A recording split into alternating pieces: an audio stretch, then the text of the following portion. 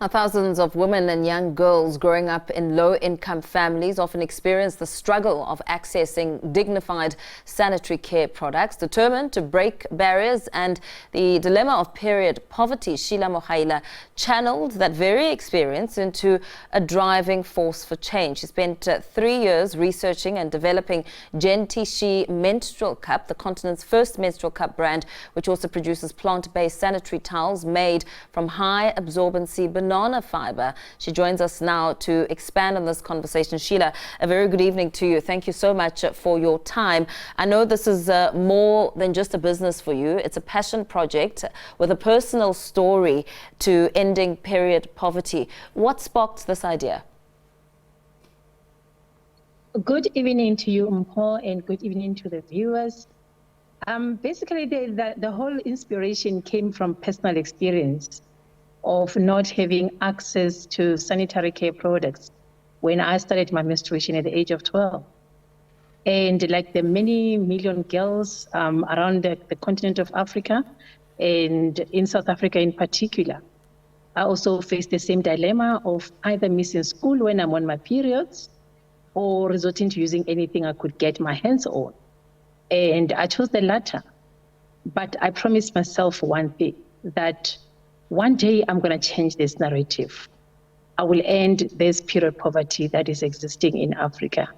So the inspiration has everything to do with the personal experience, which was not so great at all. And that echoes to the many girls out there on a daily basis. Every month when they go on their periods, they don't know where to look, and it's not their fault. It's because the socio-economic background is not allowing them to be able to access such products. I know that before you reached the researching phase and before you even began the idea of GentiShe Menstrual Cup, there was a career that you had working as a physiotherapist and then going to upgrade your skills, obtaining your master's and PhD. Talk to us about your studies and how that eventually encouraged you, perhaps giving you the platform to launch this initiative. Yes, so basically I did not allow the very not so great background of not being able to access all the luxurious, because for some of us, accessing sanitary towels was a luxury, or anything that we could actually manage our menses with was a luxury. So going to study in the medical field, it had everything to do with the one promise that I'd made to myself when I was 12. So by the time when I went to study, I knew I wanted to study something in medicine, anything in health. And that's actually what I did. And I spent like a good 20 years in private practice. And with that, I actually came across, there was just a chance, kind of a decision that I had to make when I visited India on a totally different purpose altogether. I was there to actually get a partner that will come and be investing in South Africa to go into pharmaceutical business with me, because I had this big dream of establishing a huge pharmaceutical company in South Africa and, producing our own medicines and our own medical devices and all the consumables. But while I was there was this one product that was very different from all the others that I knew. Like all the medicines that were there, I understood what they do and why they do what they do. But this one product was just there. And this product was a menstrual cup. I did not even know what a menstrual cup was at the time. And the company that was actually having that product on the table, the product was not even theirs as well. So the whole thing caught my eye. The product caught my eye. I wanted to know more about it. And I was actually just told, no, this is just something for women. And remember, countries like India, issues of menstruation is actually not something that they talk about. I mean, I'm talking about people who are in the pharmaceutical space, but they could not even talk about menstruation. So you can just imagine, while they are busy developing all these great anti-inflammatories and antibiotics and all these things that we consume when we are on our periods, they could not speak about the subject. Yeah. That for me meant that, you know what, I need to change all this. It's not just about the product, but it's also about the attitude towards the subject. So I asked if I could have that product. Then I came back with it to South Africa. And what I did was sit on a research after research after research. And I got a shock of my life, because apparently menstrual cups have been around since 1932. And since 1932, developed countries have been using menstrual cups, but developing countries like South Africa were not even informed about them. They never even knew about them. And that on its own for me was like, yes, now this is it. Yeah. This is the Do you one have it thing in that your is going hand, to Sheila, change. so that people can get an idea of Yes, what I it do looks have like? it in my hand. Yes. Oh, okay, there we go. Yeah, I do have. So what are the advantages, besides, as you speak about period poverty, the advantages of that menstrual cup, and why it was so important for you to ensure that you had the rights to develop it further and own those rights as a brand in South Africa?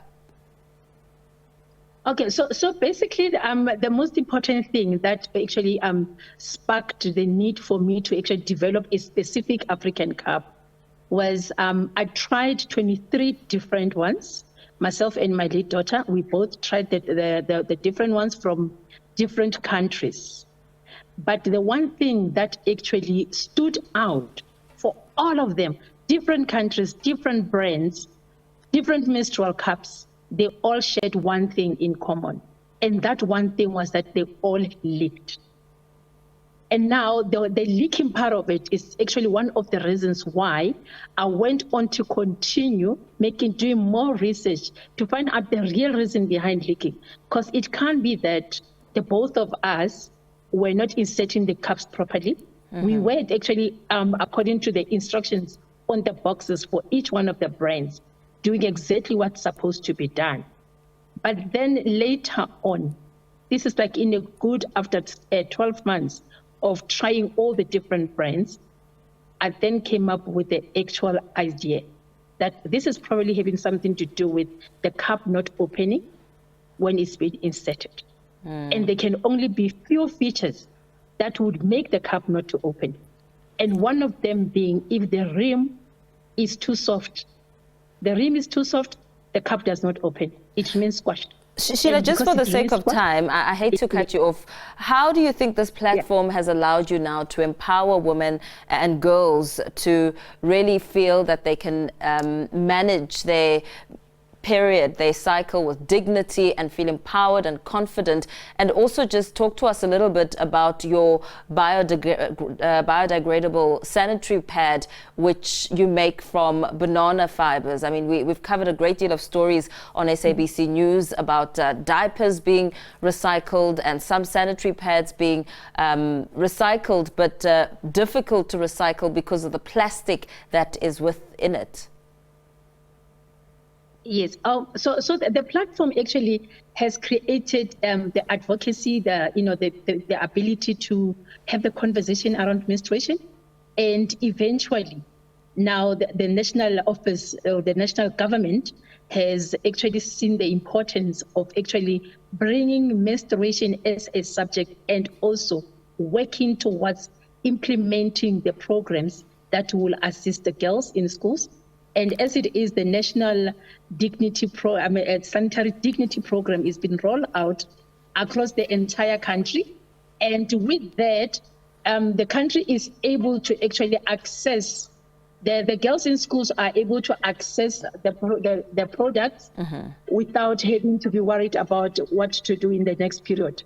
So based on that one as well, we have been able to, based on, it was actually something that we did when we were researching the uptake, when we were doing the uptake around whether the girls will be able to use the pads, the cups. A lot of girls, because of the product was still too new, they actually were preferring to rather have access to the pads. Yes. So with that kind of a background, we actually thought, you know what, there's nothing wrong with whatever is happening, and getting the reviews from the potential users of the products is actually giving us an indication of something that we can do in relation to what we are already doing. That's when now the whole concept of developing a biodegradable sanitary pad came to. So the intention behind it is that we did not want to move away from the vision of making sure that we only are concentrating on eco-friendly products. And in this case, the pad that we were to develop would have to be eco-friendly. Hence, we are now using 100-based. I mean, it's 100% plant-based, and we're making them from banana stems, yes. The stems that are being discarded by the farmers, once they have harvested their bananas, we use the very same stems to actually produce sanitary towels. Ordinary sanitary, they look like ordinary sanitary towels. But the important thing is that this one particular towel actually degrades after 35 days. After a month of having been used and being thrown into the deep dump area, it actually turns into compost. Absolutely the whole thing incredible. just biodegrades into compost. Thank you so much it's actually been reinvested into agriculture. for speaking to us. Sustainability and also ensuring a sense of dignity and confidence in women and girls. Thank you so much for sharing your story, Sheila, and inspiring us with your story and your journey, and also saving the planet. Sheila of GentiShe Menstrual Cup, Sheila Mogaila, speaking to us about her story.